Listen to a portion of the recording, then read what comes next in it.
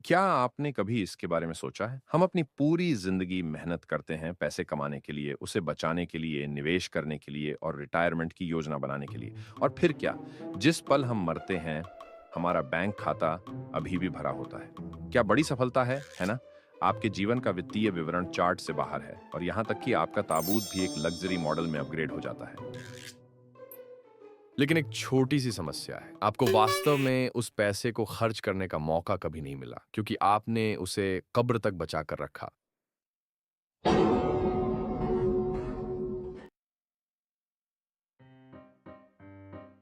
बहुत से लोग कहते हैं, मैं भविष्य की तैयारी कर रहा हूं, लेकिन ईमानदारी से क्या आप वास्तव में भविष्य की तैयारी कर रहे हैं या आप वर्तमान में जीने से बहुत डरते हैं?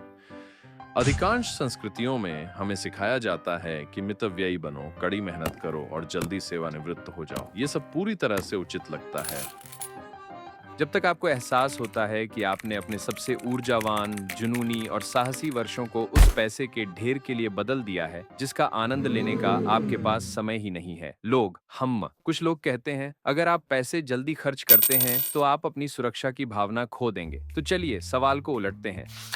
क्या आपने कभी यह गणना की है कि आप अपने जीवन काल में वास्तव में कितने पैसे कमाएंगे? अपनी आय वक्र पर एक नजर डालें। अधिकांश लोगों के लिए उनकी कमाई 40 और 50 की उम्र के बीच चरम पर होती है और जब तक आप अंततः जीवन का आनंद लेना शुरू कर सकते हैं, तब तक आप पहले से ही घुटनों के दर्द और उच्च कोलेस्ट्रॉल की उम्र में होते हैं।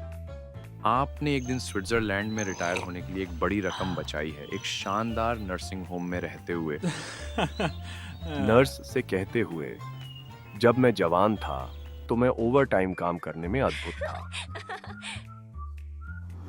क्या यही वे सेवानिवृत्ति है जिसका आप सपना देख रहे थे? हर दिन जल्दी उठना, टहलने जाना, अखबार पढ़ना, भोजन का इंतजार करना, दांत साफ करना, सोने जाना और इसे तब तक दोहराना जब तक आप मर नहीं जाते? अगर इसमें कुछ सही नहीं लगता तो आप इस किताब डाई विद जीरो को बिल्कुल नहीं छोड़ सकते। लेखक बिल पर्किंस एक प्रसिद्ध वॉल स्ट्रीट निवेशक हैं। वह कहते हैं, जीवन की सबसे बड़ी त्रासदी पैसे कमाना नहीं है, ये पैसे होना है लेकिन कभी सच में जीना नहीं। बस डी बाय चांस। वह आपको अधिक पैसा कमाना नहीं सिखाता, वह आपको सिखाते हैं कि इसे समझदारी से कैसे खर्च करें जब तक आपके पास इसका आनंद लेने का समय है। ये पैसे को लापरवाही से बर्बाद करने के बारे में नहीं है, यह आपके पैसे और समय को खर्च करने के तरीके को पुनर्संतुलित करने के बारे में है, क्योंकि कई अनुभव केवल जीवन के कुछ उम्र में ही वास्तव में सार्थक होते हैं। 30 की उम्र में बंजी जंपिंग एक इंस्टाग्राम योग्य रोमांच है।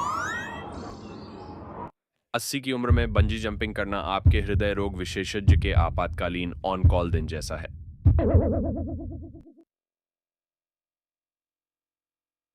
किताब में एक बहुत महत्वपूर्ण अवधारणा है जिसे मेमोरी डिविडेंड्स कहा जाता है। इसका मतलब है कि जो मजेदार चीजें आप अभी करते हैं वे जीवन भर की यादें बन जाती हैं और हर बार जब आप उन्हें याद करते हैं तो यह एक मानसिक लाभांश की तरह होता है जो आपको फिर से खुश कर देता है। आप एक बार इटली जाते हैं, एक असली मार्गेरिटा पिज्जा का स्वाद लेते हैं और अगले 10 वर्षों तक जब भी इटली का जिक्र होगा आप अपनी भौहें उठाकर कहेंगे, वहां के टमाटर वे सच में अलग हैं। लेकिन अगर आप बचत करते रहते हैं और आनंद को टालते रहते हैं, तो जब आपके पास अंततः पैसे और खाली समय होगा, तब आपके पास वह ऊर्जा या उत्साह नहीं होगा कि आप उसे सच में महसूस कर सकें।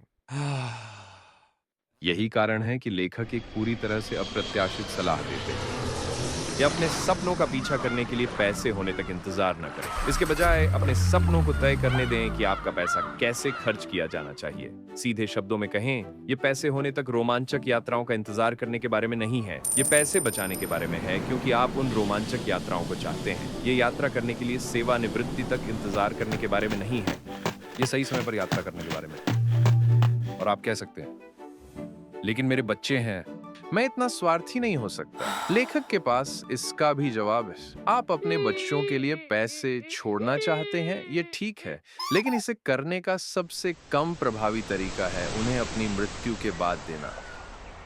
जब ऐसा होगा तब आपके बच्चे कितने साल के होंगे? 50। वे आपकी राख को समुद्र में बिखेर रहे होंगे और अचानक उनके बैंक खाते में एक बड़ी राशि आ जाएगी। क्या आप जानते हैं कि अपने बच्चों को पैसे देना सबसे मूल्यवान कब होता है? जब वे 22 साल के होते हैं और अभी-अभी स्नातक हुए हैं, 28 साल के होते हैं और शादी कर रहे होते हैं, या 35 साल के होते हैं और बच्चे हो रहे होते हैं।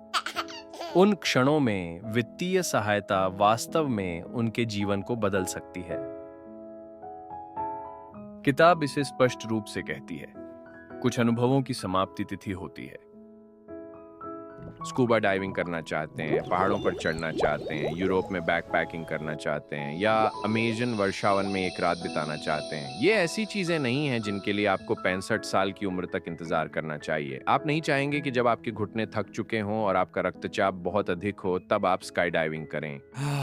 उस समय आपका शरीर आपको कह रहा होगा, दिल का दौरा पड़ने से मर जाओ। ये किताब आपको पैसे बर्बाद करने के लिए प्रोत्साहित नहीं कर रही है। ये आपसे पैसे, स्वास्थ्य और समय को 3 चर के रूप में देखने के लिए कह रही है। यदि हम इसे एक्सेल के संदर्भ में रखें, तो सवाल यह है कि क्या आप वास्तव में सोचते हैं कि आपके सपने उम्र 65 के सेल में होने चाहिए? जब तक आपके पास अंततः पैसे और शायद खाली समय होगा, तब तक आपकी सेहत जा चुकी हो सकती है। आप शायद अपना सामान भी नहीं उठा पाएंगे। अपने सपनों का पीछा करना तो दूर की बात है।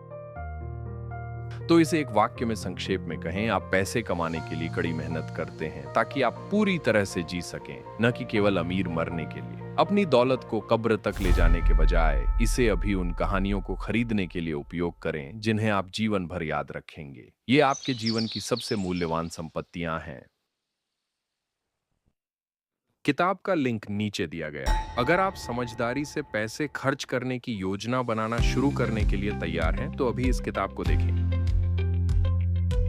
यदि आप भी सोचते हैं कि इस पुस्तक के विचार अधिक लोगों के साथ साझा किए जाने चाहिए, तो सब्सक्राइब बटन को दबाना न भूलें, ताकि मैं हास्य के साथ चीज़ों को समझाता रह सकूं, जिससे आप अधिक समझदार बन सकें, पूरी तरह से जी सकें और केवल पैसे बचाने के बजाय उसे खर्च करने की हिम्मत कर सकें।